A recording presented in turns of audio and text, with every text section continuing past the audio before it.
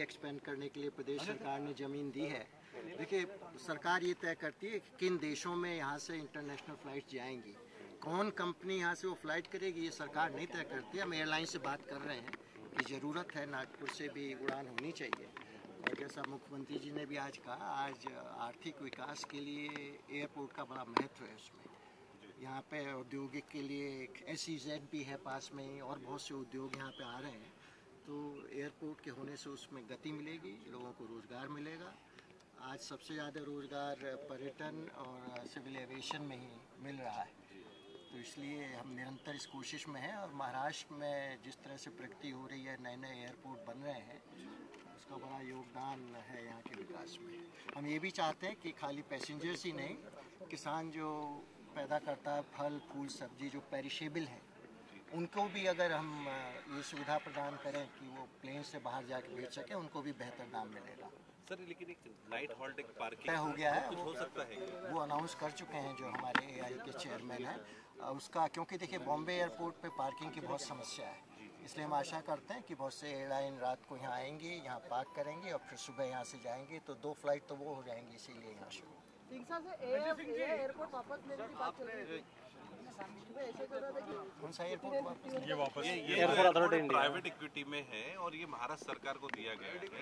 ये joint venture है और इसका डेवलपमेंट नहीं हो पाया, ऐसा एयरपोर्ट अथॉरिटी ऑफ इंडिया का कहना है। इसलिए वो बार बार बोल रहे हैं कि हम इसको वापस ले लेंगे। आपका नहीं, देखिए, बहुत से एयरपोर्ट अभी हम नए भी बनाने वाले हैं, उसमें बहुत पैसा चाहिए। तो PPP मॉडल में बहुत से एयरपोर्ट डेवलप हुए हैं, मुंबई, दिल्ली, हैदराबाद, बेंगलोर, और बहुत से जैसे अहमदाबाद और बहुत से एयरपोर्ट को हम अब उसी मोड में डेवलप करने वाले हैं।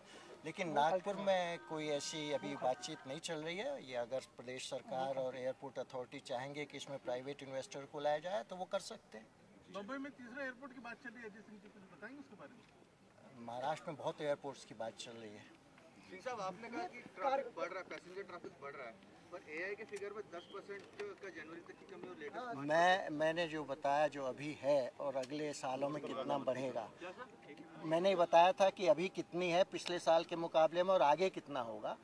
थोड़ा बहुत आजकल जो आर्थिक समस्या महसूस कर रहा है सारी दुनिया, सबसे पहले आदमी एयर ट्रैवल ही कट करता है उसमें। तो ये टेम्परेरी समस्या है। जिस तरह मिडिल क्लास बढ़ रही है, जिस तरह देखिए सारी दुनिया में 1 और 2% ग्रोथ के लिए लोग तरस रहे हैं, यहाँ पे 5% से ज़्यादा ग्रोथ हो रही है।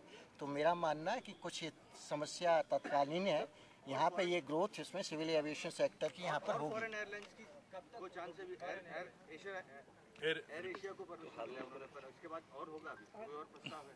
अब ये तो प्राइवेट कंपनीज पे है कि वो यहाँ पे क्या करना चाहते हैं। जो एयरबस और बोइंग का अनुमान है कि अगले 10-15 साल में सबसे ज़्यादा विमान दुनिया में हिंदुस्तान और चाइना में ही बेचे जाएंगे।